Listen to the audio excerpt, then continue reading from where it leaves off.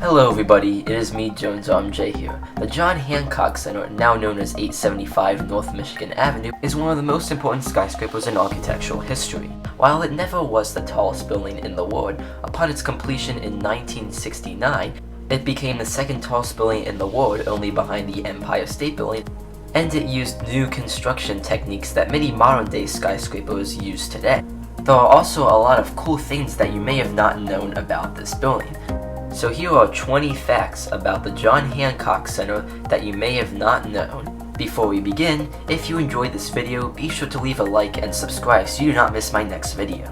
Also, follow me on Twitter at Jones_RMJ to stay up to date with what I'm doing. Number 20.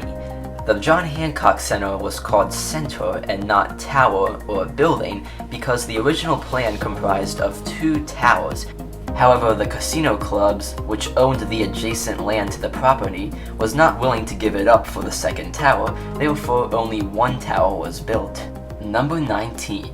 The John Hancock Center has some of the world's fastest elevators. They are capable of transporting occupants from the bottom floor to the 95th floor where the observation deck is in under 40 seconds. Number 18. Each of the building's X-shaped cross braces are 18 stories tall. They are also notorious for creating oddly shaped windows. Number 17. The air at the top of the building is 6 degrees cooler than the air at the base of the building. Number 16. A time capsule at the building contains a piece of the Eiffel Tower. Number 15. The Hancock Center's plaza once had a public ice skating rink.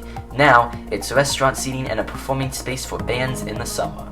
In the 80s, there was a plan to enclose the whole thing and the rest of the base of the building in a giant box and make it into a mall. However, those plans never fell through. Interesting enough, neighboring Water Tower Place has a shopping mall in the base of the building. Number 14. During Christmas, the owners used to hang a Christmas star between the 2 antennas at the top of the building. Number 13.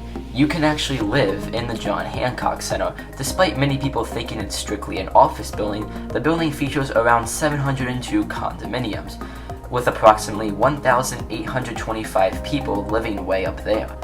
Number 12. There was a private supermarket on the 44th floor of the building. It's not just some little convenience store, it's a proper grocery store with a deli, fresh fruits and vegetables, and places to sit and eat. Office workers can use it for lunch, but must enter and exit through the real service entrance. Only residents are allowed to use the front door. Number 11. The residential portion of the building has its own election precinct. People who live there don't even have to leave the building to vote. Number 10. People also don't have to trudge out into the snow to mail a letter. The Hancock Center has its own post office. Number 9. On windy days, the building sways and the top half can sometimes sound like a pirate ship creaking in a storm. Reports of toilets sloshing over remain an urban legend though. Number 8. The John Hancock Center is actually home to the world's highest indoor pool, located on the 44th floor. It's complete with 3 lap lanes and is 9 feet deep in the deep end. The building, however, is expected to lose this title later in 2021 once the Golden Finance 117 completes in Tianjin, China. Number 7. The residential portion of this building is divided into 2 tiers. Floors 45 through 65 and floors 65 through 92 have separate elevators. Not surprisingly, living in the 65th through 92nd tier is considered higher class than living merely on floors 45 through 64.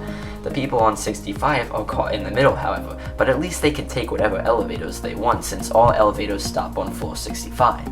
Number 6. In the elevator lobby on each floor of the residential portion of the tower, if you push the wood paneling that lines the walls in just the right place, a large door will open, revealing the emergency escape elevators. Number 5. When you enter the Hancock Center's enormous and fancy Delaware Street residential lobby, you're not really in the residential lobby yet. The actual residential lobby is way up on the 44th floor and has its own service desk, lounge waiting area, and other amenities. Number 4. The original Hancock residents were a litigious bunch, and the building opened right when condominiums started to become a reality. Because of this, many of the early precedents in Illinois' real estate law arose from disputes in this building. One fight over pets went all the way to the Illinois Supreme Court. Number 3. Many of the current and former residents of the Hancock Center are judges and lawyers, but there has also been celebrities. Talk show host Jerry Springer lived in the Hancock Center for years, and comedian Chris Farley both lived and died there. Number 2. Although the building was built to the latest technological standards when it opened, that was around 50 years ago. Until recently, private washing machines were prohibited because the building's plumbing couldn't handle it. Air conditioning is supplied by old-fashioned window AC units hidden inside lawn-vented window seats. Some residents still have Bell System 505A phone jacks, you know, the old round 4-pin plugs.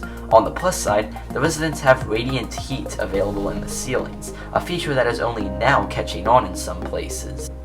And number 1. The residential portion of this building has its own telephone network separate from the public network. Each home has a telephone by the door that can call any other home, or maintenance, or the front desk, or the management office. The system has voicemail and all the other latest features, but is isolated from the outside world.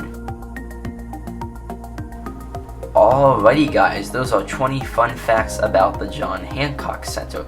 If you enjoyed this video or learned something new, be sure to leave a like and subscribe so you do not miss my next content. Also be sure to follow me on Twitter so you can stay up to date with what I'm doing. Thanks a lot for watching, and I'll catch you guys in the next one.